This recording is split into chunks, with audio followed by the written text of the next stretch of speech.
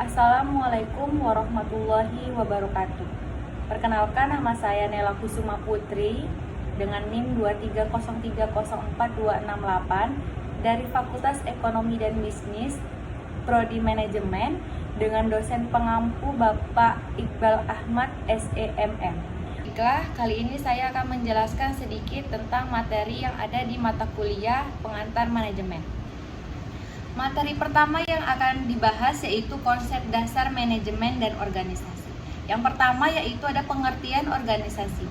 Organisasi adalah sekumpulan orang atau kelompok yang memiliki tujuan tertentu yang berupa untuk mewujudkan tujuannya tersebut melalui kerjasama. Jenis-jenis organisasi terbagi menjadi dua. Yang pertama yaitu organisasi profit. Organisasi profit terbagi menjadi beberapa, yaitu yang pertama perusahaan besar, yang kedua perusahaan kecil, yang tiga koperasi, dan yang keempat perusahaan multifungsional. Dan yang kedua yaitu organisasi non-profit, yaitu terbagi menjadi empat. Yang pertama pemerintah pusat, pemerintah daerah, pemerintahan kota. Yang kedua lembaga pendidikan negeri, yang ketiga yayasan nasional, dan lain-lainnya. Sumber daya organisasi terbagi menjadi 5. Yang pertama ada manusia, informasi, fisik, keuangan, dan alam. Pengertian manajemen, yaitu manajemen merupakan bidang pengetahuan yang berusaha secara sistematis untuk memahami mengapa dan bagaimana manusia bekerja sama untuk menghasilkan sesuatu yang bermanfaat bagi kemanusiaan. Jenis-jenis manajemen terbagi menjadi 4. Yang pertama yaitu planning, yang kedua organizing, yang ketiga actuating, yang keempat controlling.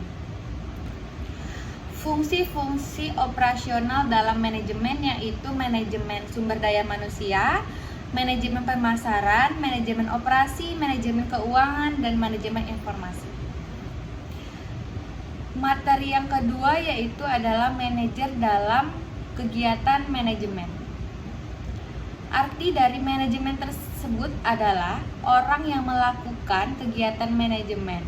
Dengan secara lengkap, manajer adalah orang atau individu yang bertanggung jawab secara langsung untuk memastikan suatu kegiatan dalam sebuah organisasi dijalankan bersama-sama para anggota dan organisasi.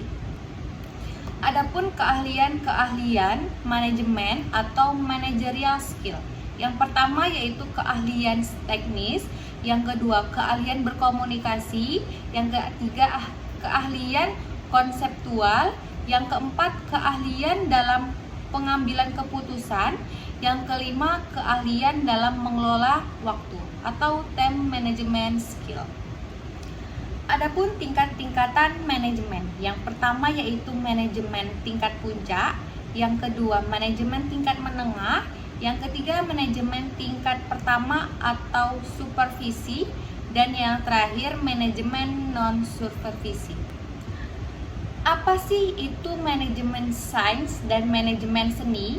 Yang pertama yang akan kita bahas yaitu manajemen sains. Manajemen sains yaitu adalah pendekatan melalui tahapan sistematis berdasarkan keilmuan, dan yang kedua yaitu umumnya memerlukan keahlian teknis, diagnostik, dan pengambilan keputusan. Dan yang selanjutnya yaitu ada manajemen seni atau manajemen sebagian dari seni. Yang pertama ada itu pendekatan melalui institusi dan perasaan. Yang kedua adalah umumnya memerlukan keahlian konseptual. Materi yang ketiga yang akan kita bahas yaitu adalah tanggung jawab dan etika manajemen. Yang pertama yang akan kita bahas yaitu tanggung jawab sosial perusahaan. Tanggung jawab sosial perusahaan adalah bentuk kepedulian perusahaan terhadap lingkungan eksternal perusahaan melalui berbagai kegiatan yang dilakukan dalam rangka penjagaan lingkungan perusahaan, serta berbagai bentuk tanggung jawab sosial lainnya. Selanjutnya yang akan kita bahas yaitu adalah strategi pengelolaan tanggung jawab sosial perusahaan. Strategi tersebut terbagi menjadi 4. Yang pertama ada strategi kreatif, yang kedua definisif, yang ketiga akomodatif, dan yang keempat strategi proaktif. Manfaat-manfaat tanggung jawab sosial perusahaan, yaitu yang pertama manfaat bagi perusahaan. Manfaat bagi perusahaan adalah citra positif perusahaan di mata masyarakat dan pemerintah. Yang kedua adalah manfaat bagi masyarakat. Selain kepentingan masyarakat terakomodasi, hubungan masyarakat dengan perusahaan akan lebih erat dalam situasi win-win solution. Yang ketiga yaitu ada manfaat pemerintah. Memiliki partner dalam menjalankan misi sosial dari pemerintah dalam hal tanggung jawab sosial.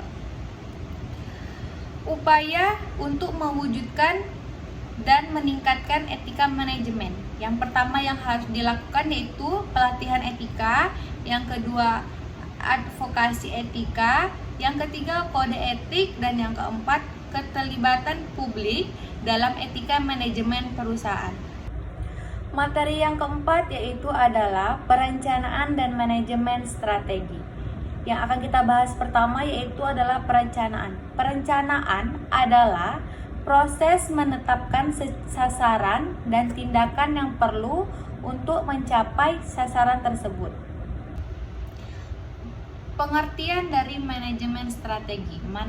Manajemen strategi adalah kunci sukses bagi setiap bisnis di era modern ini, bagaikan peta dan kompas yang mengarahkan kesuksesan suatu perusahaan menuju tujuan-tujuan besar. Pengertian dari memperbaiki organisasi. Konsep pengalaman organisasi yang diajukan oleh Peter Senge dan James Brand Quinn menggunakan teknik simpul ganda. Pengalaman simpul ganda adalah pengalaman yang mengoreksi kesalahan dengan kembalinya ke belakang untuk meninjau nilai-nilai yang mendasari dan kebijaksanaan organisasi dalam proses pembuatan keputusan.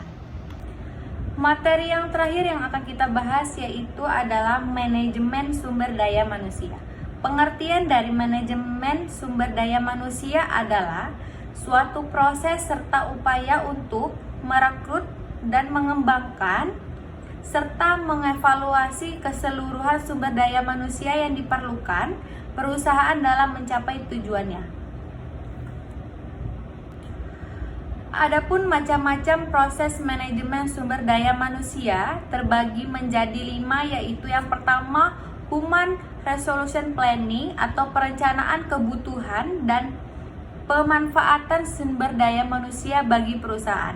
Yang kedua yaitu adalah Personnel Production, mencari dan mendapatkan sumber daya manusia termasuk di dalamnya rekrutmen, seleksi dan penambahan serta kontrak tenaga kerja. Yang ketiga adalah Personnel Development, yaitu mengembangkan sumber daya manusia termasuk di dalamnya program orientasi kerja tenaga kerja, pendidik dan pelatihan. Yang keempat yaitu Personnel Management adalah memelihara sumber daya manusia termasuk di dalamnya pemberian insentif, jaminan kesehatan dan keselamatan tenaga kerja, memberikan penghargaan dan lainnya. Dan yang terakhir adalah Personnel Utilization, yaitu manfaat dan mengoptimalkan sumber daya manusia termasuk di dalamnya promosi, domisi, transfer dan juga apresiasi. Adapun pandangan atas keragaman dalam organisasi yaitu keragaman sebagai keunggulan kompetitif dan keragaman sebagai sumber konflik. Cara mengelola keragaman dalam organisasi yaitu terbagi menjadi 2. Yang pertama faktor individu dan yang kedua peran organisasi. Cukup sekian materi tentang pengantar manajemen yang bisa saya sampaikan. Apabila ada kekurangan mohon maaf. Wabillahi taufiq wal hidayah. Wassalamualaikum warahmatullahi wabarakatuh.